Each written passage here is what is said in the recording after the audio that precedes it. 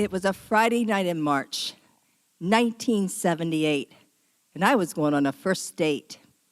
I had been on a lot of first dates in a 2-year time frame with a lot of really nice guys who I found incredibly boring.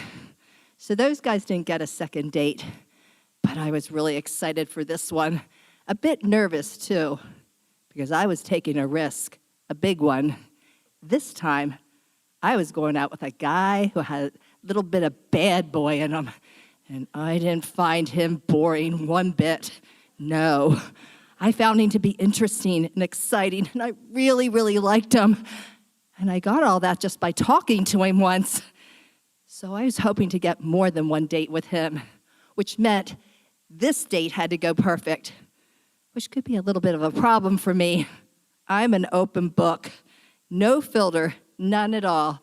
And I wear my heart on my sleeve, which sets me up perfect for a lot of oops moments. And it started with the outfit I wore for this date.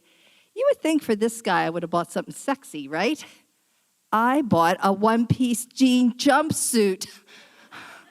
There wasn't anything sexy about it. Had these 2 huge pockets right over both my breasts. And on top of those big pockets, each one had a big brass metal button. I thought it was really cute. I didn't even try it on before I bought it. First time I tried it on, 30 minutes before he was going to pick me up. And I guess because of the 2 big pockets, I didn't notice the 50 tiny little buttons it had that started at my navel and went all the way up to the very top of my neck. It took me 20 minutes just to button it. And then this belt, it was really complicated, and he was knocking on the door, so I just gave it a big tug, and uh-oh, it was stuck. I thought, how am I going to go to the bathroom tonight? But I thought, when I opened the door, he takes one look at this suit of armor I'm wearing, he'll probably think, well, that isn't going to be worth it. But no, he gave me a big smile and said, don't you look nice? I thought, oh, who are you? I love you. But I accidentally said it out loud.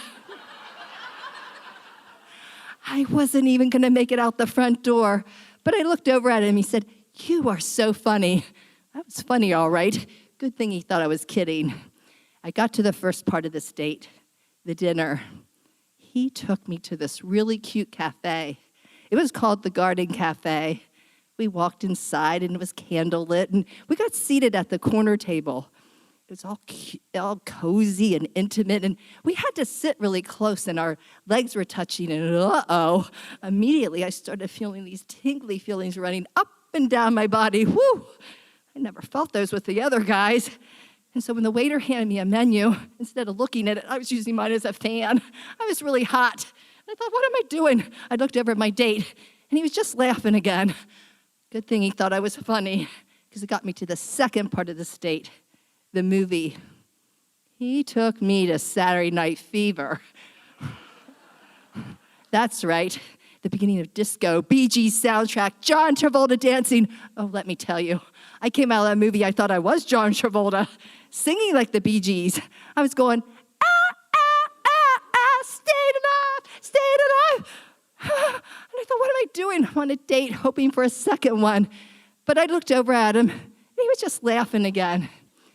You know, all the dumb stuff I did that night, he didn't care. He accepted me for who I was. So I thought, no matter what else happens on this date, I'm going to get a second one, especially when he held my hand walking to his van.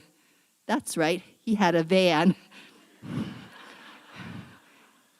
He opened my door for me, and before I got in, he leaned down.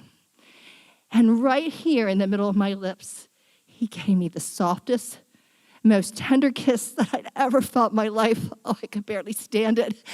And I knew he was feeling it too. And then I had to step up really high to get into his van. And I accidentally went, oops. He was right behind me. I was this close to a second date with this guy, but I knew I blew it. Yes, more ways than one. But you know, it's funny. After I had that big oops, the only thing he said to me was, well, at least we got that out of the way.